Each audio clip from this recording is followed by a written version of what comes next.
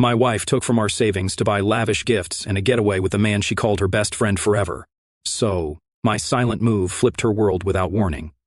I'm a 34-year-old man who was married to Jenna, a 31-year-old woman, for almost 5 years. We met at a friend's Halloween party back in 2018 when I was still grinding through my career progression. I grew up in Michigan. My dad worked at the GM plant for 18 years until they laid him off in 2008. I watched my parents lose everything, their house, their savings, their dignity.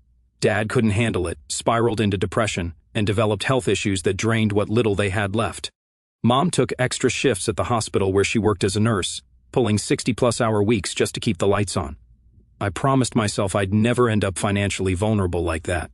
I busted my ass through state college with scholarships and student loans, majored in kinesiology, then got my doctor of physical therapy degree. I worked nights at a 24-hour gym, cleaning equipment for $9.25 per hour. I'd vacuum the whole place at 3 in the morning while studying anatomy flashcards. I graduated with honors despite everything. My parents couldn't afford to attend my graduation ceremony, so I mailed them the program and my honor cords. Mom framed them. I started as a staff physical therapist at a rehab clinic, making $65,000 annually, working 60-hour weeks for 3 years straight while paying off student loans. I lived in a studio apartment with secondhand furniture and a mattress on the floor. I tracked every single expense in an Excel spreadsheet. My friends thought I was obsessive. They were hitting the bars, while I was calculating compound interest scenarios and maximizing my 401k match. By 27, I was debt-free and had saved enough to approach 2 colleagues, Joe and Alicia, about opening our own private physical therapy practice. We each put in $40,000. Secured an SBA loan for $250,000, and found a medical office space with reasonable rent. The first year was brutal, working 12-hour days, handling both patient care and administrative work, barely taking a salary. We'd take turns sleeping on the office couch during 16-hour shifts, ate ramen and protein bars for lunch, and used patient-free hours to cold call insurance companies for provider status. Joe's girlfriend dumped him that year, saying she didn't sign up for dating a ghost. Alicia's husband stuck with her, but only after a series of epic fights. I was single, which was actually an advantage. No one to disappoint but myself. We specialized in sports medicine and post-surgical rehab, which gave us a market edge. By presenting at orthopedic offices, bringing lunch for staff, and delivering consistent results, we built a strong referral network. I took on the toughest knee and shoulder cases, earning a reputation that brought in athletes from across 3 counties. 5 years in, we've got 2 locations, 12 employees, and clear about $950,000 annually between the 3 of us. It's not screw you money, but I don't stress when the property tax bill comes anymore. I've got $480,000 in retirement accounts, a 6-month emergency fund, and my net worth finally hit 7 figures last quarter. I upgraded my car to a Lexus, not the newest model, but a certified pre-owned that I negotiated down to 12% below market value by showing up with financing already secured and being willing to walk away. Jenna's a pharmaceutical sales rep for MK, pulling in around $125,000 with commission. She's got that polished corporate look, always done up like she's walking into a photo shoot, not a clinic. When we met, she was stuck in a cramped apartment with 2 roommates and $62,000 in student loans. She expected me to pick up every tab from day one because you make more than me anyway. I noticed she had a $400 monthly car payment on a new Audi and spent about $300 a month on nail appointments, hair, and clothing she couldn't afford. Her credit score was a disaster, 629 with multiple late payments. Her idea of financial planning was hoping for a bigger commission check next month. I still helped her refinance her debt from 7.5% to 4.2%, taught her about investing, and supported her as she moved up at work. Within a year, she got a company car and decent benefits. She still has about $42,000 in student loans because she only makes minimum payments despite my advice to accelerate payoff. "What's the rush?" she'd say. "They'll always be there." 2 years ago, we bought a house in the suburbs outside Detroit, 2,800 square feet, unfinished basement, 2-car garage, brick exterior with a newer roof and recently updated kitchen. Practical improvements, not just cosmetic upgrades. I put down 75% of the $65,000 down payment, but we're both on the deed. Property taxes are $7,200 annually. The mortgage is $2,300 per month on a 30-year fixed at 4.1%. I wanted a 15-year mortgage to save $12,000 in interest. She insisted on 30 years for flexibility. I calculated that her flexibility would cost us over $2,800 per year in additional interest. She rolled her eyes when I showed her the amortization schedule. No kids, though she'd been pushing for them lately, which would have meant her staying home for at least a year, something our finances could handle but would definitely change our lifestyle. Our wedding was decent. She wanted a $35,000 affair. We compromised at $22,000. I paid $18,000 of it. Her parents contributed $4,000 and acted like they'd funded the whole thing. They took credit for the open bar during their toast, the bar I negotiated and paid for. Her dad cornered me at the rehearsal dinner, half drunk, to tell me how lucky I was to marry his daughter. Meanwhile, I was signing checks for vendors he couldn't afford. Her friends all seemed normal enough, including her college buddy Ryan, who gave a brief speech at the reception. I'd met him a few times at group events. Seemed like a basic finance bro with too much product in his hair and a habit of name-dropping his firm and clients. Always wore those Vineyard Vines shirts with little whales on them and talked about his summer house share in the Hamptons like he owned the place, instead of splitting it with 8 other guys. The kind of dude who buys expensive sunglasses but can't afford to max out his 401k. He lived in Chicago, so we'd only see him once or twice a year when he'd visit or when we'd make the trip out there. Jenna would mention him occasionally, but nothing that raised any flags. Just a regular friendship. He'd send her memes about pharmaceutical sales, and she'd laugh harder than the content deserved. Standard stuff. Marriage had its usual ups and downs, but we were solid. We had our routines, circle of friends, and plans for the future. I was focused on growing the practice, and Jenna was climbing the corporate ladder at MK.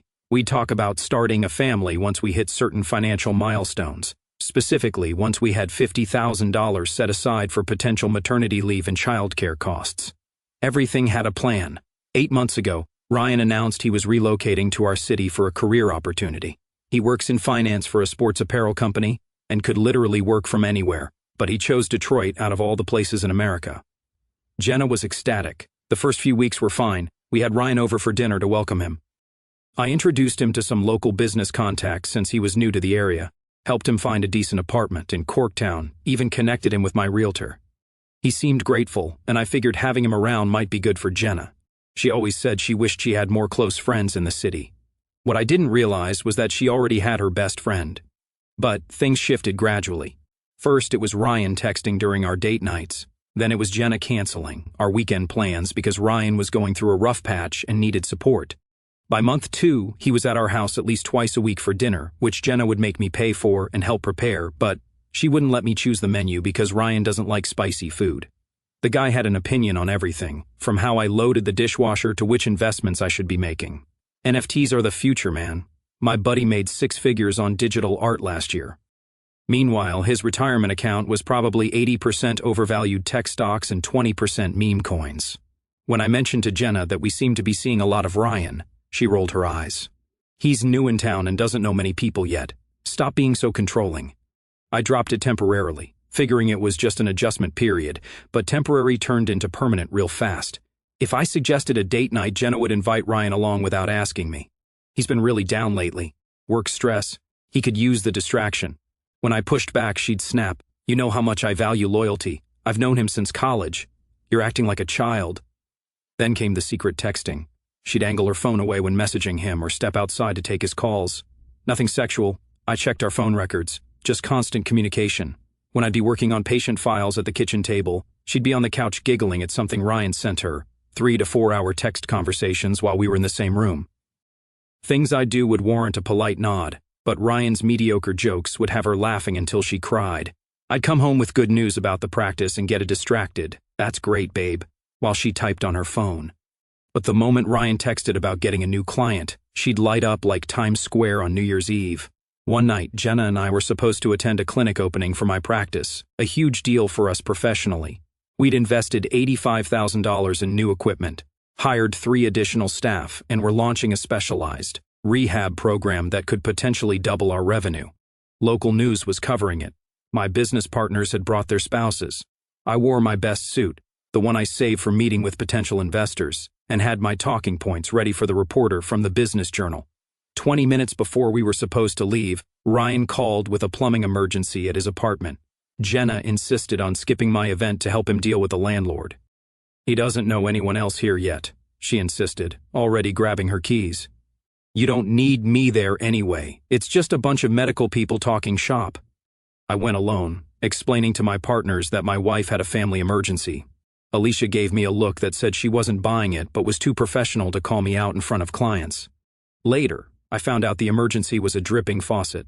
Ryan, a 33-year-old man making six figures, couldn't figure out how to turn off the water valve under the sink or, more likely, couldn't bear an evening without being the center of Jenna's attention. The pattern became clear. Ryan would insert himself into our plans, and Jenna would defend him at every turn. If I pointed this out, she'd get defensive. You're being ridiculous. He's just a friend who needs support right now. As weeks passed, her excuses evolved. Ryan's going through things you couldn't understand became, you have your work friends. I'm allowed to have mine. And finally, maybe if you were more interesting to be around, I wouldn't need to spend so much time with Ryan. That last one hit like a gut punch. 5 years together, building a life, a business, a future, and suddenly I wasn't interesting enough compared to finance bro Ryan and his manufactured dramas. Meanwhile, I couldn't help but notice our joint credit card statement, showing Jenna buying Ryan lunch 2 to 3 times a week.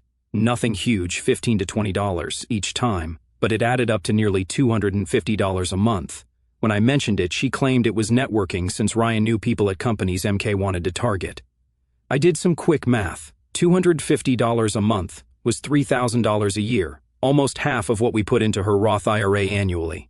She was literally investing more in lunches with Ryan than in some aspects of her own future. My business partner Alicia noticed it at our clinic's holiday party. Ryan dominated every conversation Jenna was part of, positioning himself between us whenever possible. He kept touching Jenna's elbow or placing his hand on her back while talking to other guests. Nothing inappropriate, but definitely possessive.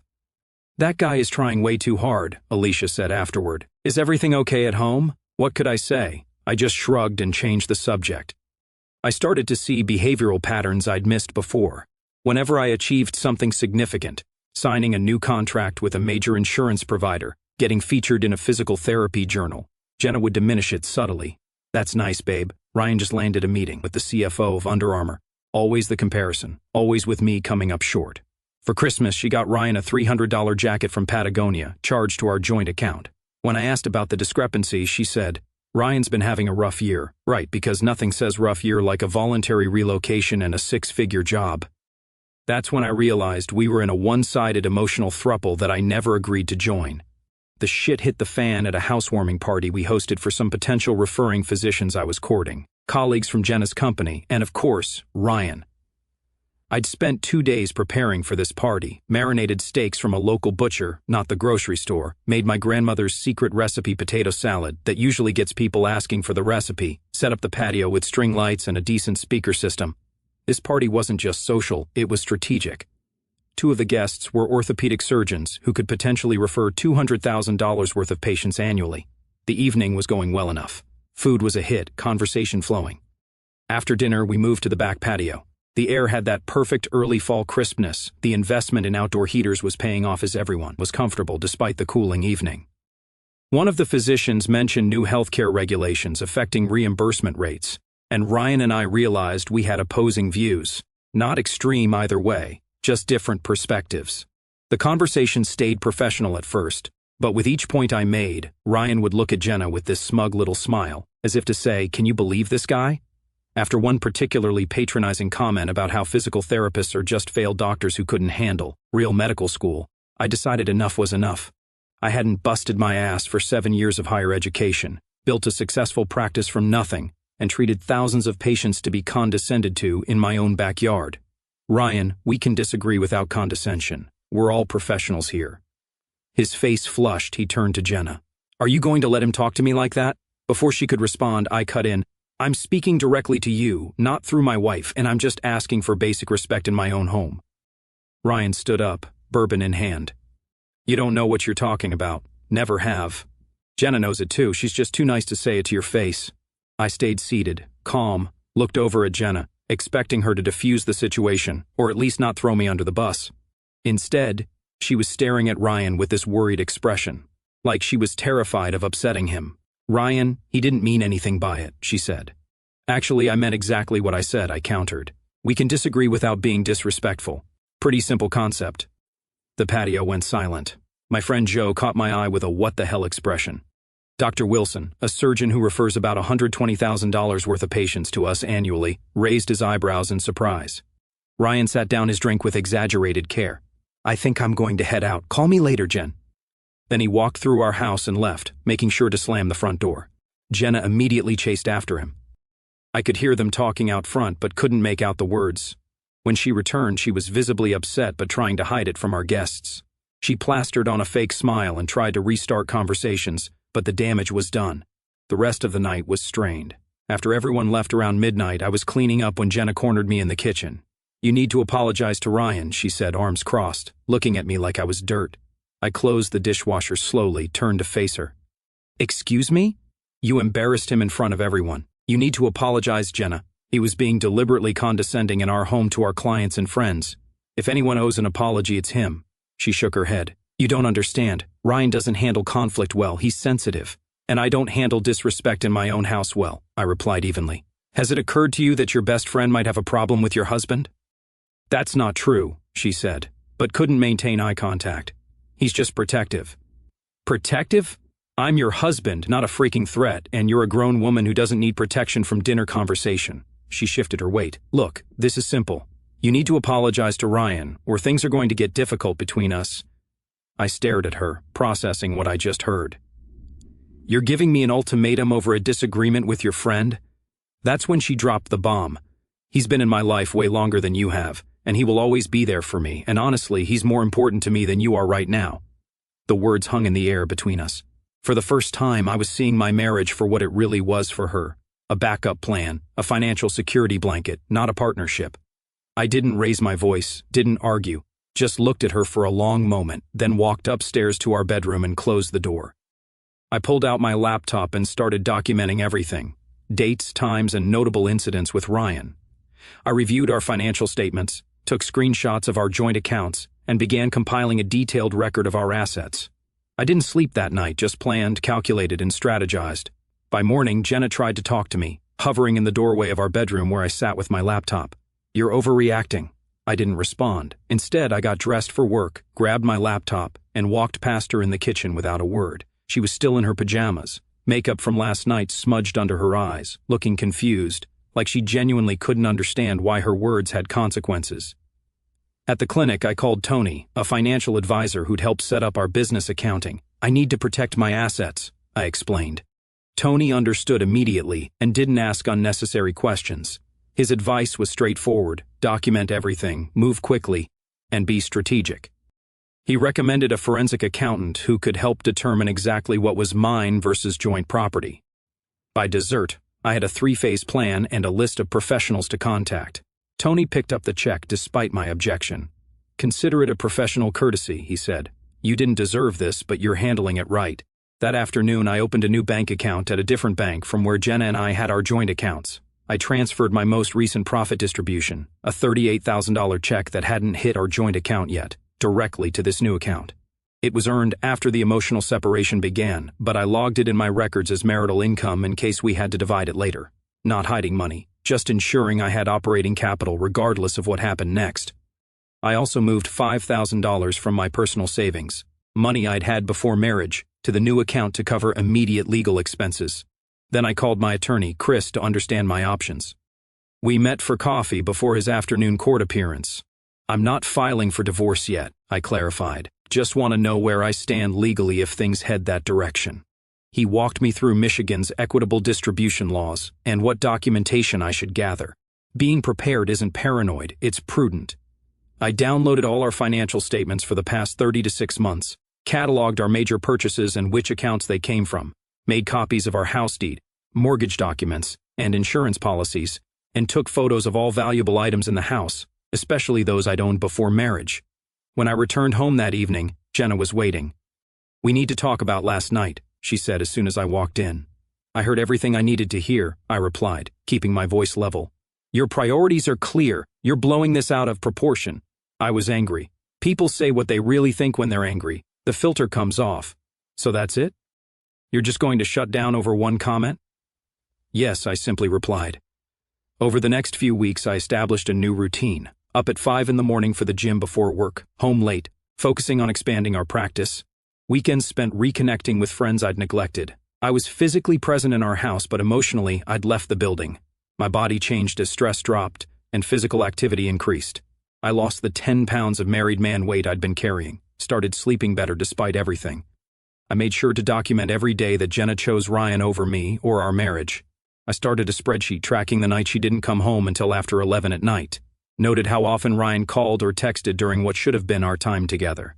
The spreadsheet became almost meditative, each entry another reason to keep moving forward with my plan. Jenna noticed the change immediately. At first, she tried to pull me back with tears and half-assed apologies. I didn't mean it like that, and you're twisting my words.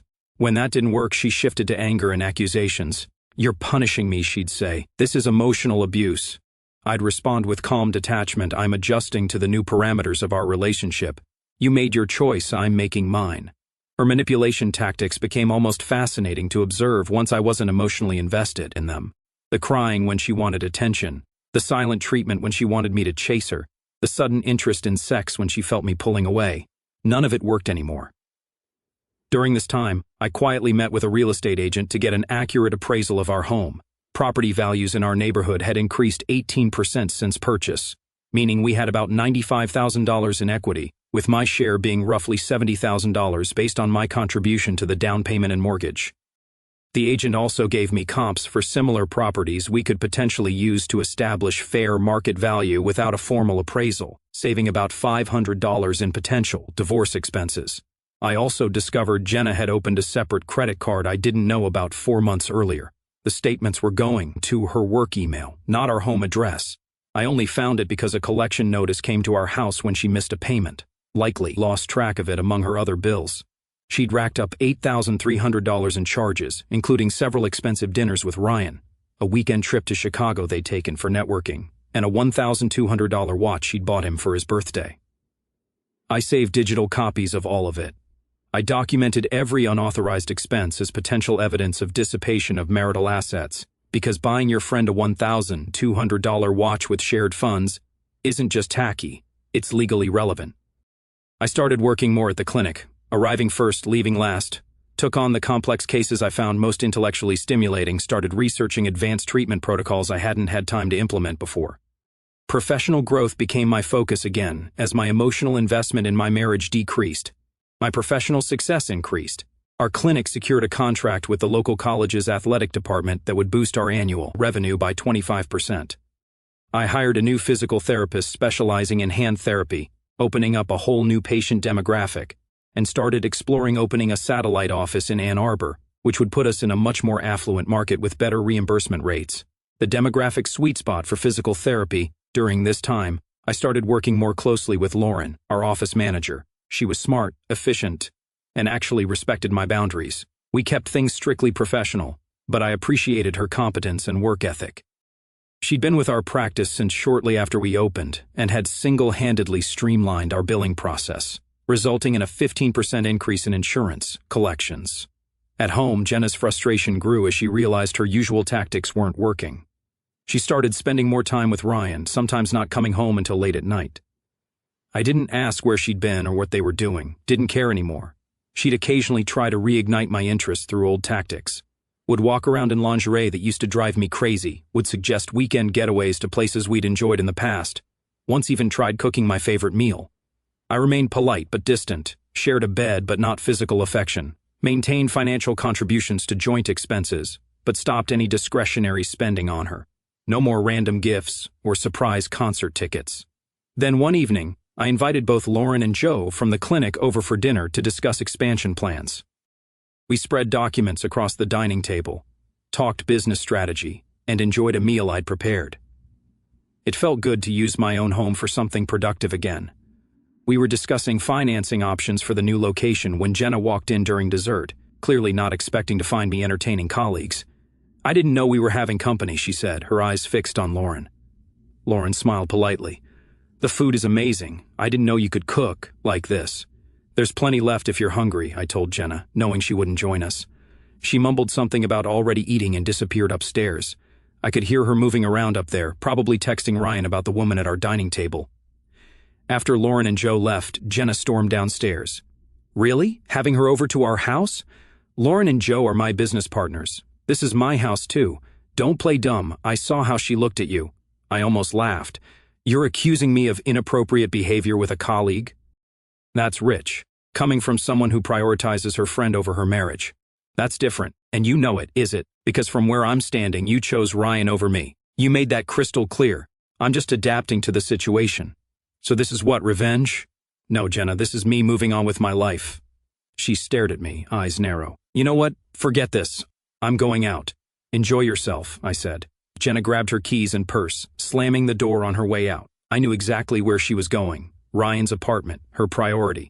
I continued securing my finances, setting aside funds, and building documentation of our separate lives. Before filing anything official, I changed the beneficiary on my life insurance policy from Jenna to my sister, updated my professional liability insurance to remove Jenna as an insured party, and adjusted my retirement account distributions to minimize what would be considered marital property moving forward.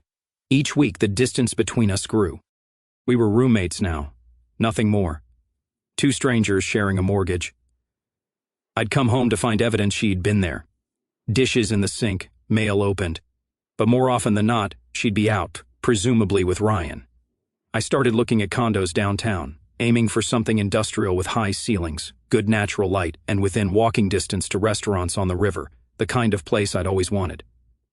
I found a 1,400 square foot unit with exposed brick, an updated kitchen, and secured parking.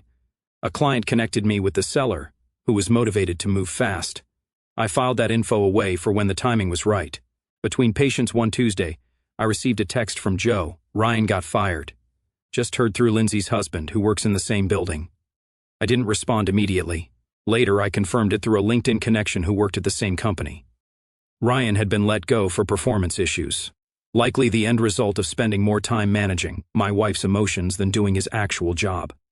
3 weeks later, Jenna didn't come home after storming out following another argument about my emotional unavailability. She texted around midnight, staying at Ryan's. Don't wait up.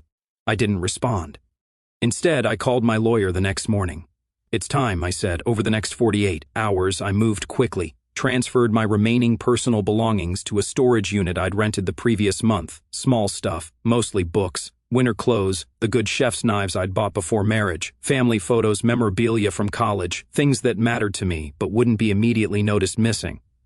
I emptied our joint checking account down to exactly half the balance, $11,800, leaving her share untouched.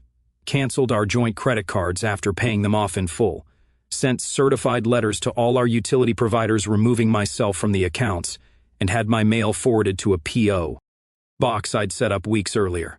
I met with a locksmith I knew through the clinic and had duplicate keys made for the safe deposit box, where we kept our important documents. Not to take anything, just to ensure I'd have access if needed. 2 days later, Jenna came home to pick up clothes. I was sitting at the kitchen table, folders neatly arranged in front of me. We need to talk, I said, voice even. Now you want to talk? She said, rolling her eyes after weeks of silent treatment. I slid a manila folder across the table. Divorce papers. My terms are fair. You keep the house if you refinance in your name only and buy out my equity.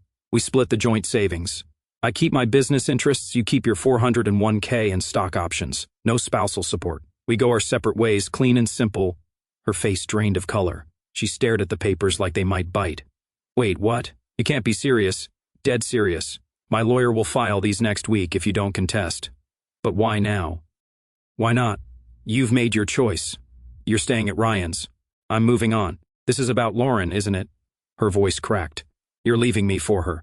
No, Jenna, I'm leaving you because you left me months ago. You just didn't move your stuff out yet. She sank into a chair, finally processing the reality of the situation.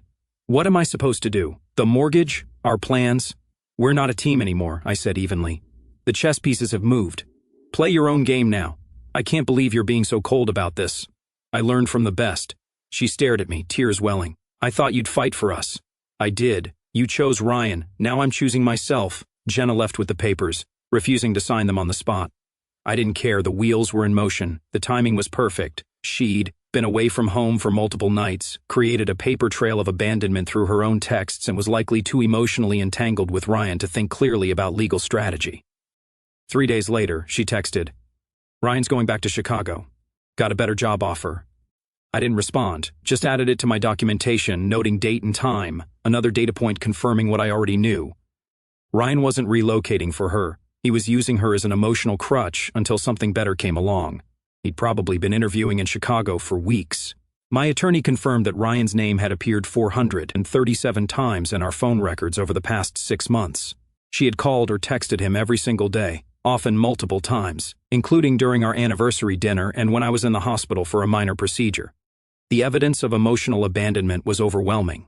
Michigan doesn't recognize alienation of affection as grounds for additional compensation, but the pattern established her priorities clearly.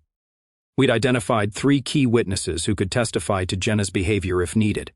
My business partner Alicia, a mutual friend who'd seen her prioritize Ryan at multiple social events, and, surprisingly, her own cousin, who had reached out to me after hearing we were separating. Finally, a week later, she showed up at the clinic. Lauren intercepted her in the waiting room. I watched through the office window as Jenna got increasingly agitated, gesturing with her hands, her voice rising just enough for other patients to notice. Lauren maintained perfect composure, standing between Jenna and the hallway to the treatment rooms, protecting my professional space while I finished with my patient. When I finished, I met her in my office. "The papers," she said, sliding the signed documents across my desk. "You win." "This isn't about winning or losing," I replied. "It's about consequences." "Ryan left," she said, voice small, didn't even say goodbye properly, just texted that he was starting the new job next week and would send for his stuff. "And this surprises you?" She looked down. I thought he was different. "He cared about the attention you gave him, not about you." "I made a mistake," she said, meeting my eyes. "A huge one," I nodded. "Yes, you did. Is there any chance we could—" "No," I said firmly. "That bridge isn't just burned, Jenna. It's gone. The foundations don't even exist anymore." She wiped away a tear. "I really did love you, you know." "Maybe," I replied, "but you didn't respect me, and without respect, love means nothing." Our divorce was finalized 62 days later, the fastest possible under Michigan law since we had no kids and she didn't contest it. I took the day off to go rock climbing, something I'd always wanted to do but Jenna had vetoed as too dangerous and pointless. The instructor said I had natural ability, strong grip strength from years of manual therapy work, good balance, calm under pressure. I booked a series of lessons on the spot. Then I met my friends for dinner at an upscale steakhouse downtown. "To freedom," Alicia toasted, raising her glass. "And to knowing your worth," added Joe. The next morning, I woke up in my new condo overlooking the Detroit River. The place was smaller than our house had been, but it was all mine. No compromises, no competing for attention. I'd paid cash for it using the equity from the house, saving about $28,000 in interest over 5 years compared to getting a mortgage. I checked my email over coffee. Our practice had been approached about expanding to a 3rd location, this time in partnership with a major orthopedic surgeon group. The potential earnings would more than double our current revenue. The contract included a signing bonus that would fully fund my Roth IRA for the year. My phone buzzed with a text from Lauren. Confirmed the meeting with the orthopedic group for Friday at 10. "Also, still on for dinner this weekend?" I smiled and replied, "Absolutely. Looking forward to both." Lauren and I had started dating a month after my divorce was finalized. Nothing rushed, nothing impulsive, just 2 adults who respected each other's ambitions and boundaries. She didn't need me financially or emotionally. She had her own successful career, her own friends, her own interests. Last I heard, Jenna was struggling. The mortgage on the house was straining her finances now that she was paying it alone. She'd reached out once or twice with thinly veiled attempts to reconnect, but I maintained the no-contact boundary. Some days I think about what might have happened if I'd stayed, if I'd continued to accept being second choice. Would I have expanded the practice this way? Would I have discovered what I'm truly capable of? In the end, the best revenge wasn't anything I did to Jenna or Ryan. It was what I did for myself. I built a life they couldn't touch, financially, physically, emotionally, because the most important thing I learned through all this, I'd rather be alone than be anybody's second choice. And the funny thing is, once you learn that lesson, you rarely end up alone.